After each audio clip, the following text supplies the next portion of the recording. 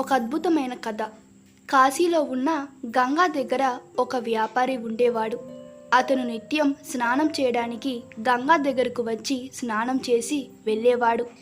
అతనికి బ్రహ్మ రాసిన రాత చదివే విద్య తెలుసు. గంగానది దగ్గర మర్రి చెట్టు ఉంది. ఒకనాడు ఆ చెట్టుకి దగ్గరలో నడుస్తుండగా కాలికి పుర్రె ఒకటి తగిలింది. దాన్ని చూచి చీ ఎదవ పుర్రె, ఇప్పుడే తగలాలా, మళ్ళీ స్నానం చేయాలనుకుంటూ పుర్రెను కాళ్ళతో తన్నబోయాడు. పుర్రె తలుక్కుమని మెరిసింది. అది చూసి దీని తలరాత ఏంటో చదువుదామని చేతిలోకి తీసుకొని చదివాడు. వీడు జీవితాంతం కష్టపడతాడు. చిన్నప్పుడు తల్లిదండ్రులు చివాట్లు పెడతారు, బడిలో పంతుళ్ళు కొడతారు, పెళ్ళయ్యాక పెళ్ళం తిడుతుంది, పిల్లలు పెద్దయ్యాక ఇంట్లో నుండి తన్ని గంటేస్తారు. ప్రతి క్షణం ఎవరో ఒకరు ఏదో ఒకటి అంటూనే ఉంటారు. డబ్బు నిలవదు, ఎవరైనా దయతలిచి ఇచ్చినా పోతుంది. బతికినంత కాలం కష్టాలు పడి పడి చస్తాడు. వీడు చచ్చిన 500 సంవత్సరాలకి వీడి పుర్రె ఒక స్త్రీ చేతిలో అవమానం పాలై మోక్షం పొందుతుందని ఆ పుర్రె మీద బ్రహ్మ తలరాత రాసి ఉంది. అది చదివి బతికి ఉండగా అవమానం అంటే పర్వాలేదు, చచ్చాక పుర్రెకి అవమానమేంటి? బ్రహ్మకి అసలు బుర్ర ఉందా అని ఆ పుర్రెను విసిరబోయి అసలు అవమానం ఎలా జరుగుతుందో చూద్దాం అనుకొని దగ్గరలో ఉన్న మర్రి చెట్టు త్వరలో ఆ పుర్రెని దాచాడు. నిత్యం స్నానం చేసే ముందు ఆ మర్రి చెట్టు త్వరలో ఉన్న పుర్రెని చూసి పలకరించి వెళ్ళేవాడు. ఇలా కొన్నాళ్ళు గడిచిన తరువాత బంధువుల ఇంట్లో వివాహం ఉంటే ఒక 10 రోజుల పాటు ఆ వివాహ మహోత్సవాలలో గడిపి వచ్చాడు.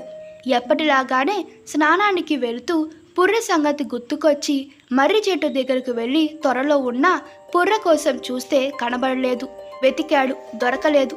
మర్రి చెట్టు త్వరలో పుర్రె ఏమైపోయింది అనుకుంటూ స్నానం సంధ్యావందనం చేస్తున్నాడు. కానీ మనసు మాత్రం పుర్రె మీదే ఉంది.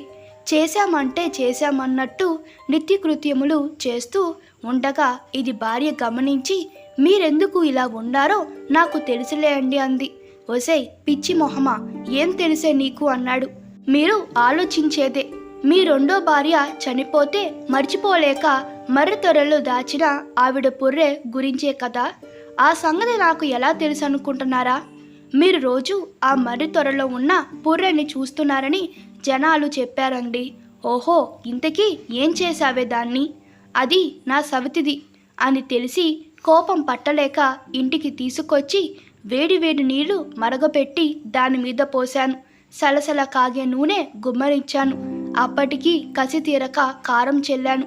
అయినా కోపం తీరక రోట్లో వేసి రోకలి బండితో పచ్చడి కింద కొట్టి పిండి పిండి చేసి గంగలో కలిపానంది. అప్పుడు జరిగింది చెప్పాడు. ఒసేయ్ వెర్రి మొహమా, అది నా పెళ్ళం కాదే. దాని మీద చచ్చాక కూడా ఆ పుర్రె అవమానం పాలై మోక్షం పొందుతుందని రాసి ఉంది.